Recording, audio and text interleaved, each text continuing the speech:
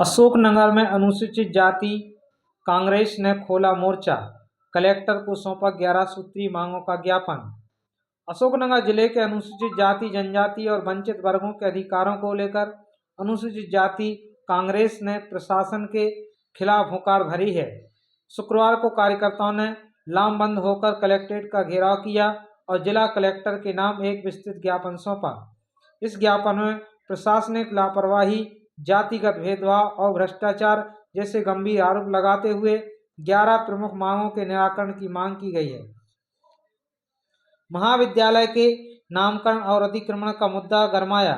ज्ञापन में प्रमुखता से मांग की गई कि ईसागढ़ शासकीय महाविद्यालय का नामकरण संविधान निर्माता डॉक्टर भीमराव अंबेडकर के नाम पर करने की प्रक्रिया को तत्काल अंतिम स्वीकृति दी जाए।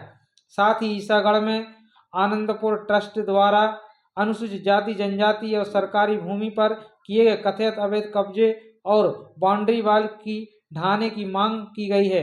इस संबंध में 12 प्रश्नों के साक्ष्य भी प्रशासन को सौंपे गए हैं। भर्ती प्रक्रिया और सरकारी विभागों में भेदभाव के आरोप। कांग्रेस ने सरकारी भर्ती प्रक्रिया पर गंभीर सवाल उठाते हुए कहा कि इंटरव्यू के दौरान SC ST वर्ग के अभ्यर्थियों के साथ भेदभाव किया जाता है। योग्यता के बावजूद उन्हें कम अंक देकर बाहर कर दिया जाता है।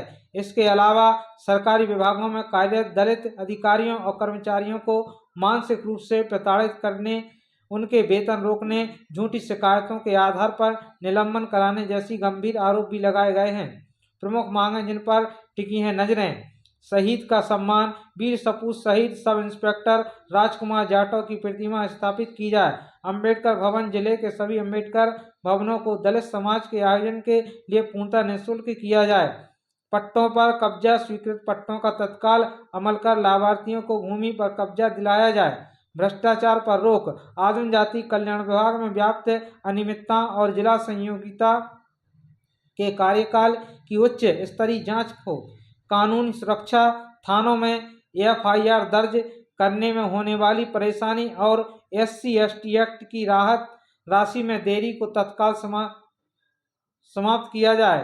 ग्वालियर की घटना पर आक्रोश। ज्ञापन में ग्वालियर उच्च न्यायालय में बाबा साहेब की प्रतिमा स्थापित करने और हाल ही में असामाजिक तत्वों द्वारा पुतला दहन के प्रयास की कड़ी निंदा की गई है।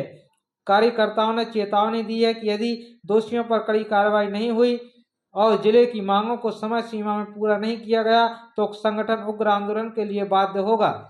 आने वाले समय में हम देखते हैं कि सदियों से दबे कुचले वंचितों के लिए जो उनके अधिकार छिन गए हैं, संवैधानिक कानून, संवैधानिक विचारधारा और वर्तमान परिस्थिति के अनुसार दबे कुचले वंचितों को अपने अधिकार कब तक मिल पाते हैं, इनके लिए हमें आने वाले समय में शासन और प्रशासन का सहयोग सहारा लेना होगा। तो देखते हैं, हम सबकी निगाहें शासन और प्रशासन पर टिकी हुई हैं। शासन और प्रशासन दबे कुचले वंचितों के हित में कब तक न्याय करता है और दबे कुचले वंचितों के लिए कब तक न्याय मिलता है, इसी आस में आंदोलन पर आंदोलन किए जा रहे हैं।